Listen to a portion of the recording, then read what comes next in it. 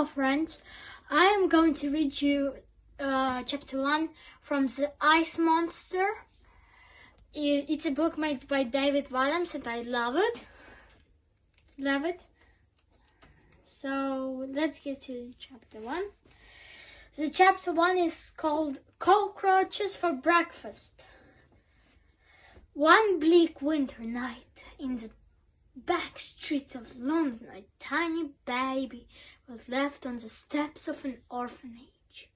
There was no note, no name, no clue as to who the little person was, just a potato sack in which she was wrapped. The snow fell over her. In Victorian times, it was not uncommon for newborn babies to be abandoned outside orphanages, hospitals, or even the homes of upper-class folk.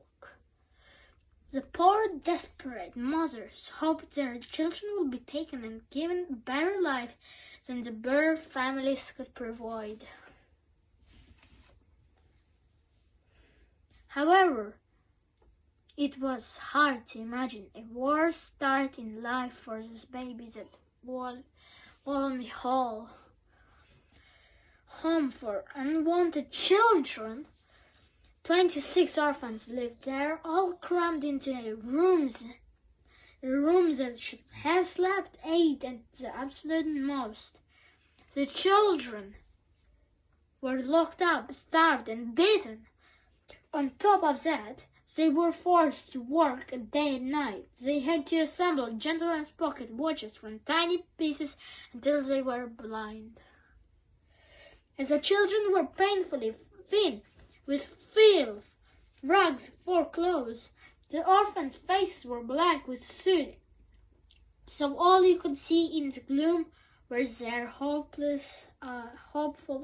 little eyes.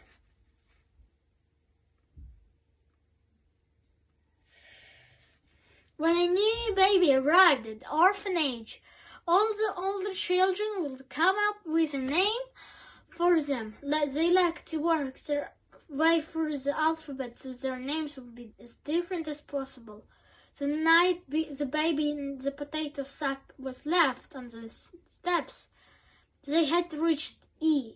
If she had been found the day before, she might have been called Doris. A day later, she could have been a Frank. Instead, she was named Elsie. This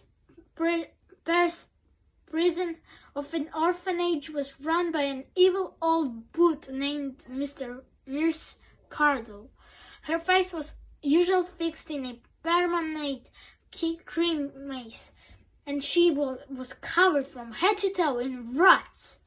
She had so many rats, even her rats had rats. The only thing that made her smile was the sound of children sobbing. Miss Cardle would scoff and all the food donated for the orphans, so the children in her care had to eat cockroaches for breakfast, lunch and dinner. Creepy crawlings are good for you, she will chuckle. If any of the orphans spoke after candles out, she will stuff one of her pus-sodden old stockings in their mouth. They would have to keep in there for a week. Thou keep you quiet, wildy beast.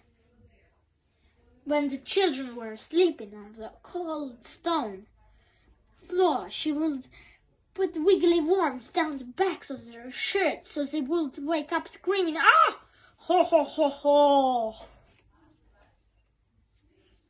Miss Cardle would sneeze over the orphans, "Achoo!" and blow her nose on their air. Humph! A weekly bath involved dunking the orphans one by one into a barrel full of maggots. The maggots will nibble off the dirt, you mock you snipes, Miss Cardle would snigger. Do dry off after she would peg off the children to the washing line by the ears. Twang!